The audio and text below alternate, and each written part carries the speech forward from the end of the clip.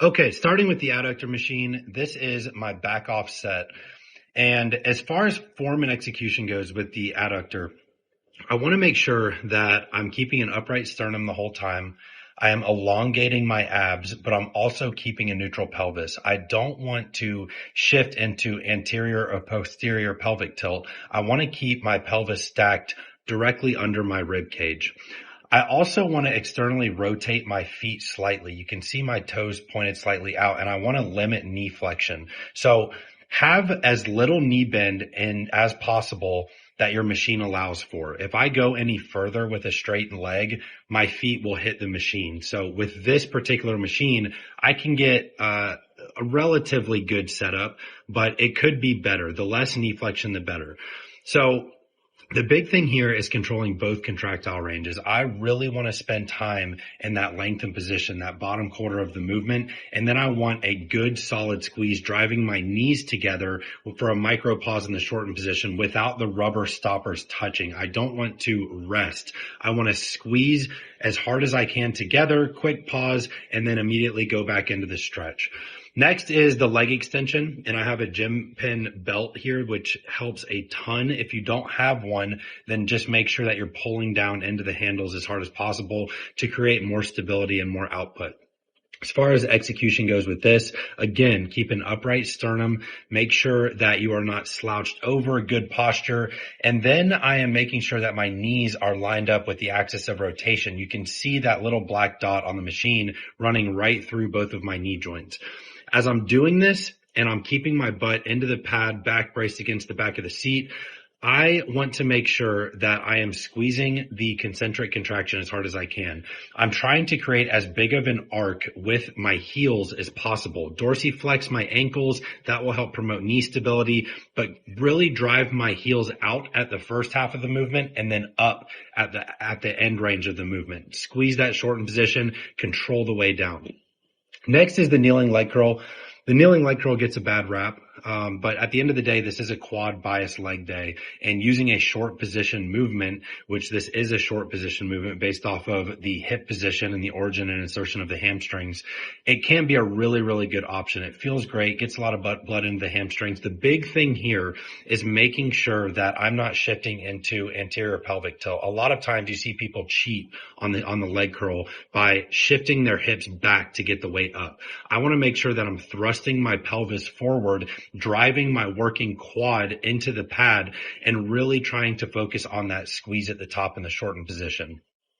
Next is the hack squat. This is my one working set for the hack squat.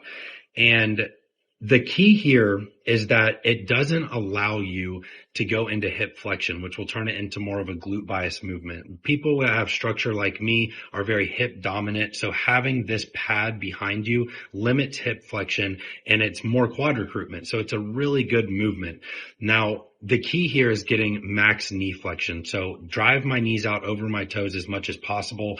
Control the eccentric all the way down. Spend time in that bottom quarter of the movement and then initiate the concentric with the quads. This isn't a movement where you just want to move the weight from point A to point B. So I do have a little setup here for a heel elevation for more knee flexion.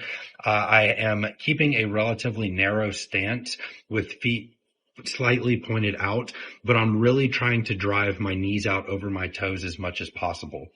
Spend time in that bottom quarter of the movement and then drive back up. Notice my breath. I'm really breathing into my belly and my obliques halfway down the movement. Not when I first start, but halfway down. Breathe into that, create pressure in your belly for more output and stability through the core. Next is the banded leg press, and this is a really, really good piece. My hip flexion is brutally bad. So I put a little pad under the seat, which helps with hip mobility.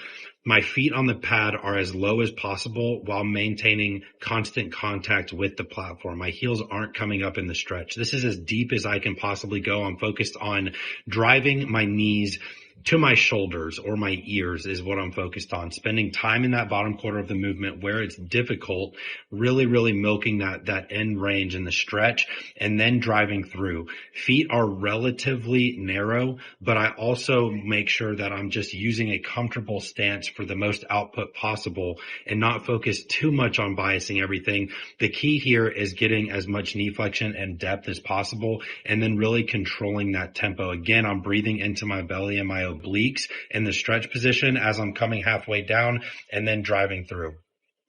Next is one set of a slight quad bias Bulgarian split squat. And I am holding 2 dumbbells here. I'm not using contralateral loading just for the loading purposes. I don't want to hold on to a 140-pound dumbbell, nor does my gym offer that. So both hands, there will be some coordination adaptations that take place as you start this. But as I'm doing this, I am making sure that I have knee drive out over the toe. And again, I'm using a heel elevation here. So the big thing with the quad bias is I don't want to flex at the hips too much. I don't want a forward torso lean that throws me into more hip flexion. I want to keep a neutral pelvis and not shift into anterior pelvic tilt, a bunch of hip flexion, forward torso lean. That will be a much more glute bias movement.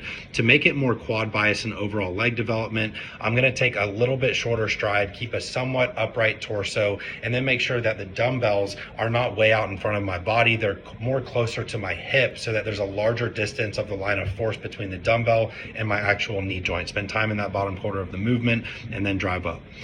I end with the toe press, and I like using the seated leg press on this because of stability purposes. There's no axial loading. It's really simple. You keep it on the calves the entire time.